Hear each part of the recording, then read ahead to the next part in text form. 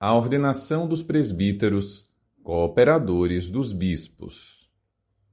Cristo, a quem o Pai santificou e enviou ao mundo, por meio dos seus apóstolos, tornou os bispos, que são sucessores deles, participantes da sua consagração e missão.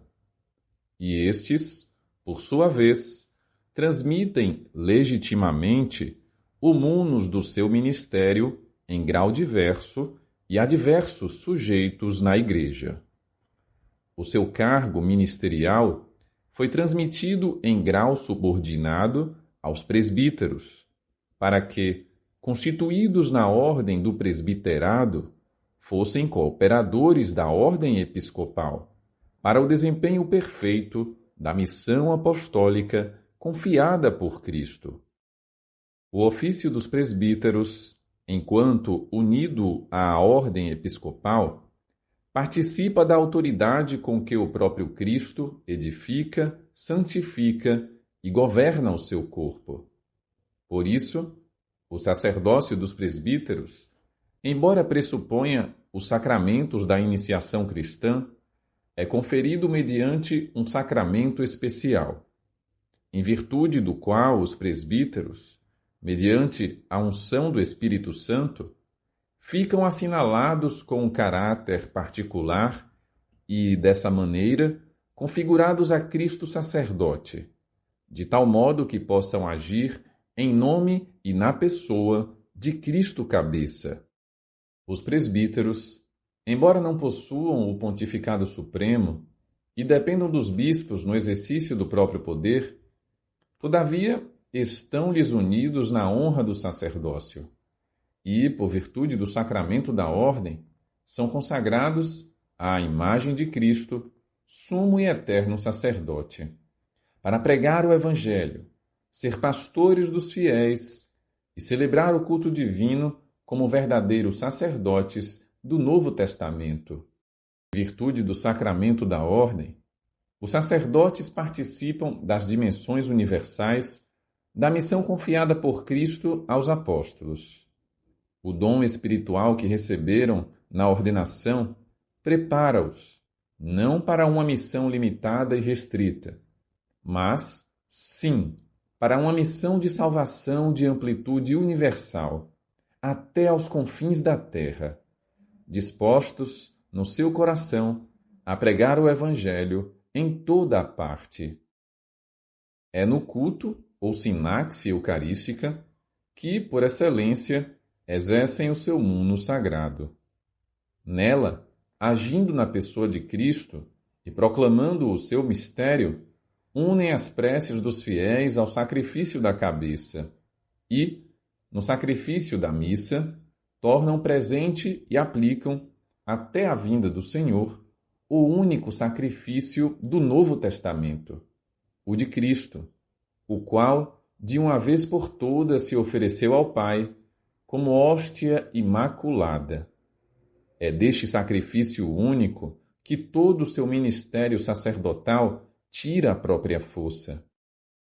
Cooperadores esclarecidos da ordem episcopal, sua ajuda e instrumento, chamados para o serviço do povo de Deus, os presbíteros constituem com o seu bispo um único presbitério, com diversas funções. Onde quer que se encontre uma comunidade de fiéis, eles tornam, de certo modo, presente o bispo, ao qual estão associados, de ânimo fiel e generoso, e cujos encargos e solicitude assumem, segundo a própria medida, traduzindo-os, na prática, do cuidado cotidiano dos fiéis. Os presbíteros só podem exercer o seu ministério na dependência do bispo e em comunhão com ele. A promessa de obediência que fazem ao bispo no momento da ordenação e o ósculo da paz dado pelo bispo no final da liturgia de ordenação significam que o bispo os considera seus colaboradores, filhos, irmãos e amigos, e que, em contrapartida, eles lhe devem amor e obediência.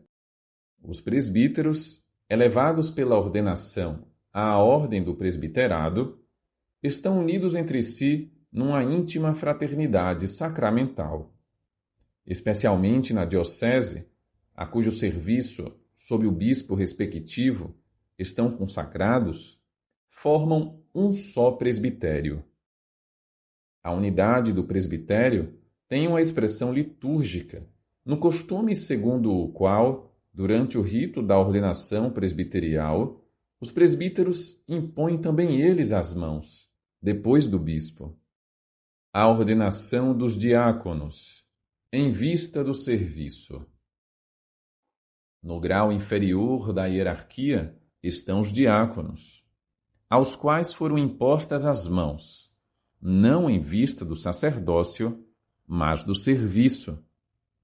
Para a ordenação no diaconado, só o bispo é que impõe as mãos, significando com isso que o diácono está especialmente ligado ao bispo, nos encargos próprios da sua diaconia. Os diáconos participam de modo especial na missão e na graça de Cristo. O sacramento da ordem marca-os com um selo, caráter, que ninguém pode fazer desaparecer e que os configura com Cristo, que se fez diácono, isto é, o servo de todos. Entre outros serviços, pertence aos diáconos assistir o bispo e os sacerdotes na celebração dos mistérios divinos, sobretudo da Eucaristia, distribuí-la, assistir ao matrimônio e abençoá-lo, proclamar o Evangelho e pregar, presidir aos funerais e consagrar-se aos diversos serviços da caridade.